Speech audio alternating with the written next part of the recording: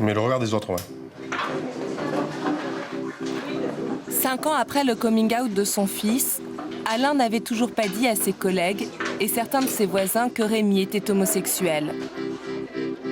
Ce soir, il a décidé de franchir le cap et d'affronter le regard des autres. Changer ce regard, affirmer son homosexualité et en terminer avec la honte. Pour exister, certains adolescents homosexuels ont décidé de parler, de se montrer. À Montpellier, les pensionnaires du refuge sortent aujourd'hui au grand jour, devant journalistes et caméras. La 8 Idriss. Lisiane, Anthony et leurs camarades ont invité une star de la musique au cœur d'une polémique. Un chanteur qui a tenu des propos homophobes. On ne crie pas, on ne hurle pas, on ne se casse pas en plein milieu pour aller fumer sa clope et on ne se casse pas en plein milieu pour répondre à son portable. La star, c'est l'homme à la casquette rouge, Lefa, un des chanteurs de Section d'Assaut. Ce groupe a fait danser la France tout l'été grâce à ce tube.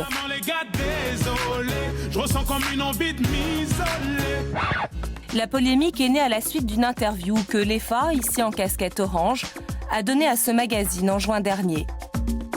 Le rappeur se lâche et dit à la journaliste « On a beaucoup attaqué les homosexuels parce qu'on est homophobe à 100% et qu'on l'assume. » Plus loin, il aurait ajouté « Pour nous, le fait d'être homosexuel est une déviance qui n'est pas tolérable. » Des propos repris par toute la presse. Section d'Assaut voit 17 de ses concerts sur 24 annulés et le tube Désolé, privé de radio. Mais t'es ici non plus, c'est pas facile. Aujourd'hui, l'EFA va devoir écouter ces jeunes. Les adolescents vont pouvoir s'attaquer directement à l'homophobie, raconter leur parcours d'exclus, un entretien les yeux dans les yeux, sans caméra. Quelques minutes plus tard, Lisiane et ses copains sont visiblement satisfaits. Non, c'est cool, déjà, ils ont bien parlé et tout, ils sont bien expliqués, et puis bon, bah, au final, ça va, ça passe. À partir du moment où tu fais une erreur et qu'on vient te prouver par A plus B que tu as fait une erreur, il faut pas avoir peur de reconnaître son erreur et de s'excuser. Et je pense que c'est ça, être un bonhomme, comme on dit. Et entre bonhommes, on se comprend. Après les excuses, l'EFA leur a promis de l'aide. Les jeunes du refuge ont le sentiment d'avoir remporté une première victoire. Ça mérite bien un petit souvenir.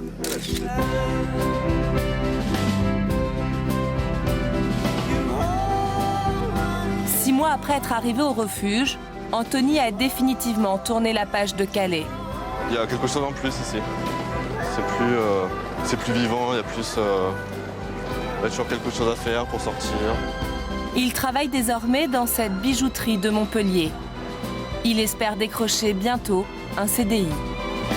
Donc ça, j'ai fait. Ça, j'ai fait. Lisiane cherche un petit boulot, gagner un peu de sous avant de pouvoir commencer une formation. Quand j'ai arrêté mes études, j'ai rien fait pendant un certain temps. Et là, d'un coup, j'ai plein de trucs à faire et tout, ça me change, quoi. Ça me... Voilà. C'est bien ou c'est pas bien? Ouais, c'est bien. Je me sens en vie.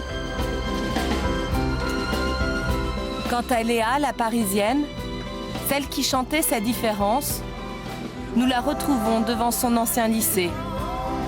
Mon lycée, il était là. L'an dernier, dans cet établissement, elle avait été moquée et agressée parce qu'elle avait révélé sa préférence pour les filles. Aujourd'hui, elle ne regrette rien. J'ai pas gagné la guerre, mais j'ai gagné des petites batailles de la vie, quoi. Il y en aura d'autres et celle-là, elle est gagnée et j'ai rien à regretter. Il faut qu'on fasse avancer les choses et que ça soit considéré comme une normalité, quoi. Comme tout le monde.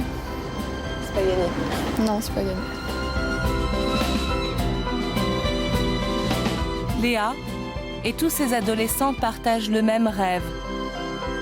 Celui de pouvoir un jour vivre comme tout le monde.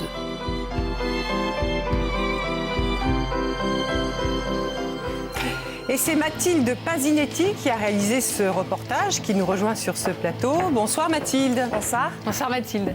Alors, ce qui est assez surprenant avec votre reportage, c'est que l'homosexualité n'est plus un sujet tabou dans notre société. Et pourtant, on sent ce véritable malaise, cette difficulté à vivre des jeunes. Comment vous l'expliquez ? Justement, c'était le premier étonnement quand on s'était vus toutes les trois à la fin de l'été pour parler de ce reportage. On se disait avec le Pax, la Gay Pride, la mode, les figures homosexuelles qu'on retrouve dans les téléfilms, à la télé, on se disait, bon, si l'homosexualité est encore tabou, elle l'est en tout cas aujourd'hui bien moins qu'il y a 10 ans. Et puis en réalité, en tournant, en cherchant les témoignages, on s'est rendu compte que c'était terrible, et c'est terrible à Paris aussi, pas que dans les petites villes de province, et qu'on soit dans les petites villes de province, à la campagne ou à Paris, c'est très compliqué. Un des témoins m'a dit un jour, c'est pas parce que Barack Obama a été élu président des États-Unis qu'aux États-Unis il n'y a plus de racistes. C'est pareil en France, quoi. Alors Mathilde, est-ce que ces jeunes en parlaient facilement, et pourquoi est-ce qu'ils parlent à visage découvert ?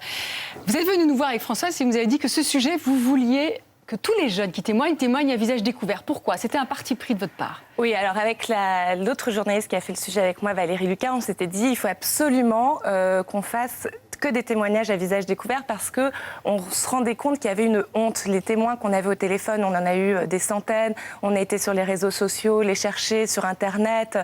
On se rendait compte que tout le monde voulait bien témoigner, mais à visage couvert, parce que faire un coming out quand on le faisait, déjà on le faisait pas souvent, mais alors quand on le faisait, il y avait toujours la vieille tante, la grand-mère, le père qui était pas au courant, donc c'était quelque chose d'énorme.